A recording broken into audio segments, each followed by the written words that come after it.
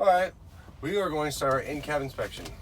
Mr. Inspector, I'm going to tell you that my seatbelt is properly mounted and secured, not cut or frayed, latches and adjusts to me. After that, I'm going to tell you that my 3 red reflective triangles are underneath the bunk. My fire extinguisher is properly mounted and secured, not cracked, bent, or broken, and fully charged. My spare electrical fuses are in the glove box. Then we're going to move to a safe start. With my foot on the brake, my truck in neutral, and both brakes pulled, I'm going to put the key to the on position. I'm going to tell you that my ABS light has came on and went off, and then I'm going to proceed to start the truck. My truck has started, so now I'm going to tell you about my gauges. My oil pressure is rising to normal operating range. My battery is charging between 13 and 14 volts. My primary and secondary air gauge has charged between 120 to 125 psi or governor cutout. My water temperature is rising to normal operating range. Then we're going to move over here to our defrost and our floor. I'm going to turn it all the way to hot and the fan all the way on. I'm going to fill up here. It is working up here. It is working down there. Then we're going to turn it all the way to cold. It is working up here. It is working down there. Turn it all the way off so that you can hear me during the test. From there, I'm going to go to my 4-way flashers, which is right here. They're both indicating on the dash they are working. From there, I'm going to turn them off, and then turn my city horn. My city horn is working properly. Then I'll go to my left turn signal, which is working properly. My right turn signal, which is working properly. My high beams, which is working properly. And then I will do my windshield wipers. My windshield wipers are properly mounted and secured. They are not cracked, bent, or broken. The seals are not worn, torn, or dry rotten, and they are operating smoothly. My windows and mirrors are properly mounted and secured, not cracked, bent, or broken, clean and free of obstructions. My mirrors are adjusted to me. Then I will do my air horn. My air horn is working properly. Alright, now we will move on to the brake portion of our in-cab inspection. First thing I'm going to do is I'm going to push in both my tractor and trailer brake valves to ensure the chocks have held. Mr. Inspector, the chocks have held. Now I'm going to let my primary and secondary air gauge reach 120 to 125 psi or governor cutout. I'm going to press the gas pedal to speed this along.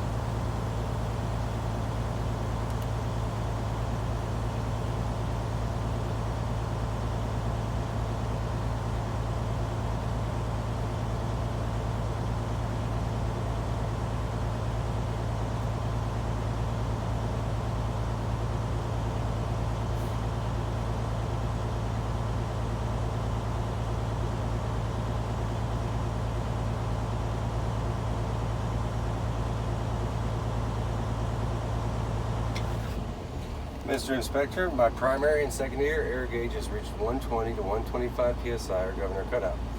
Now what I'm going to do is I'm going to turn the truck off and back to the on position, so the truck is not replenishing the air while doing the brake test, and my gauges are working properly. Now the first thing I'm going to do is fully depress the brakes and wait for them to stabilize. After they have stabilized, I'm going to ask you to time me for 60 seconds, during which I will not lose more than 4 psi. I will let you know. I'm fully depressing the brake pedal. Mr. Inspector, my primary and secondary air gauge has stabilized. Would you please time me for 60 seconds? Time starts.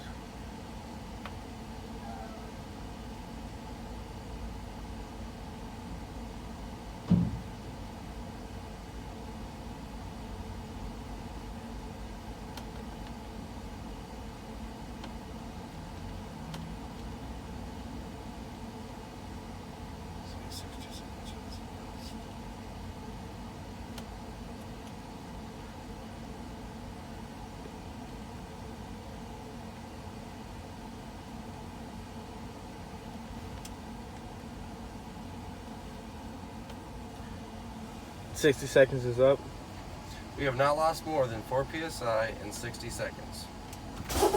Now, Mr. Inspector, I'm going to continue fanning my service brake pedal until at or above 60 psi my brake warning buzzer light will come on. I will let you know.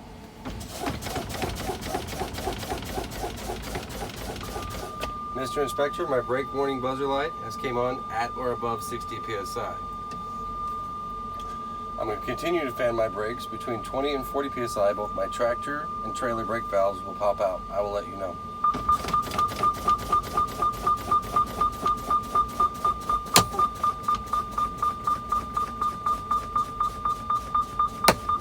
Mr. Inspector, both my tractor and trailer brake valves have popped out between 20 and 40 psi. Now I will start the truck, let the primary and secondary air gauge reach 120 to 125 psi or governor cutout, and remove the chocks.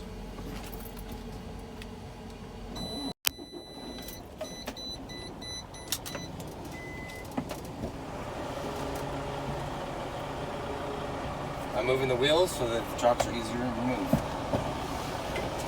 And when I get out of the truck, I'm going to use 3 points of contact.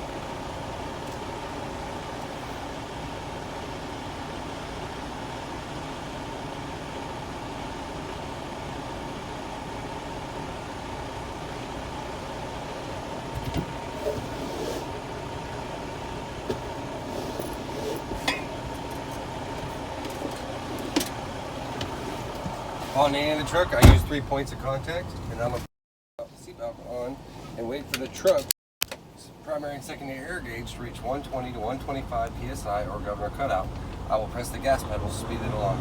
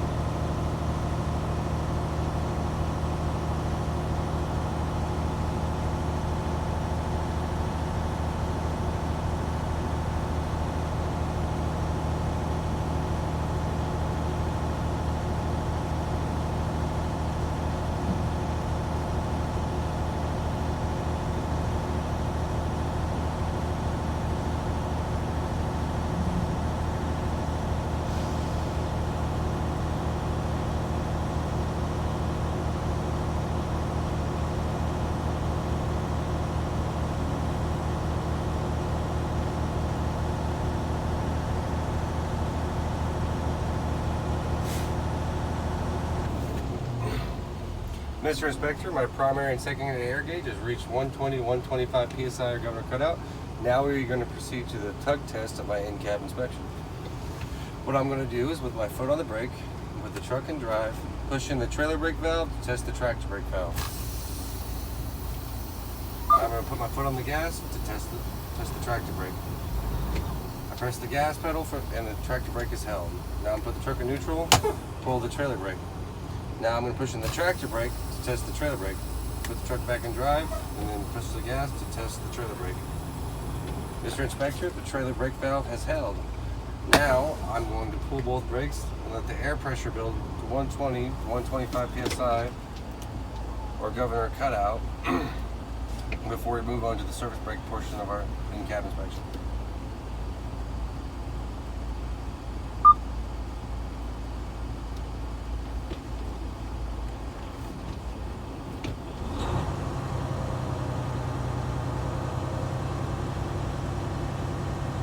I'm going to press the gas to speed it along again.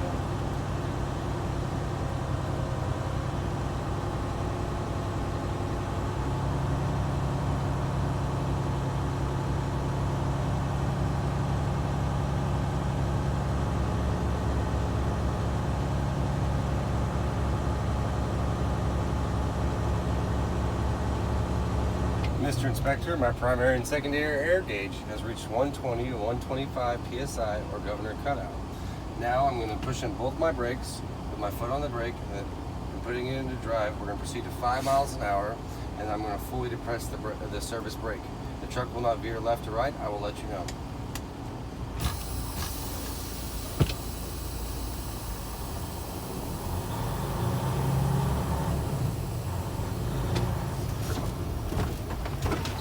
Mr. Inspector, my truck did not veer left or right. This concludes my in-cab inspection. So you can stop.